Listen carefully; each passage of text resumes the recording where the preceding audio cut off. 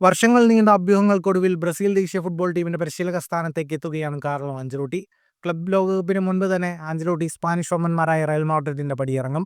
2026 ലോകകപ്പ് ലക്ഷ്യമിട്ടാണ് ബ്രസീൽ ആഞ്ചലോട്ടിയുമായി കരാറിലെത്തിയത്. ഒരു വർഷത്തേക്കാണ് കരാർ.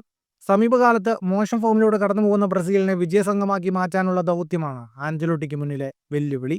ബ്രസീൽ ദേശീയ ടീമിന്റെ ആദ്യ വിദേശ പരിശീലകൻ എന്ന പെരുമയും 65-കാരനും ഇറ്റാലിയൻ പൗരനുമായ ഡോൺ കാർലോയ്ക്ക് സ്വന്തമാകും.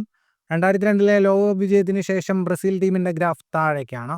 സമീപകാലത്ത് ടീം വലിയ തകർച്ചയാണ് നേരിടുന്നത്. അതിനിടെ പല പരിശീലകർ എത്തിയെങ്കിലും പഴയ പ്രതാപത്തിന്റെ നിഴൽ മാത്രമായി കാനറികൾ മാറി. 2014 ലോകകപ്പിൽ സ്വന്തം മണ്ണിൽ ജർമ്മനിയോട് 7-1 തോറ്റ തർക്കമുള്ള നാണക്കേടിന്റെ ചരിത്രം വേറെയുമുണ്ട് ബ്രസീലിന്. അതെല്ലാം മായ്ച്ച് പുതിയൊരു ടീമായി 2026 ലോകകപ്പിനെത്തുകയാണ് ബ്രസീൽ മുന്നിൽ കാണുന്നത്.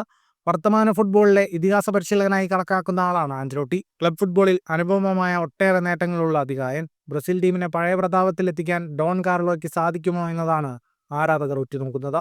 ഫുട്ബോൾ ലോകത്തെ കൂടുതൽ വാർത്തകൾക്കും വിശേഷങ്ങൾക്കുമായി സ്പോർട്സ് കഫേ സബ്സ്ക്രൈബ് ചെയ്യുക.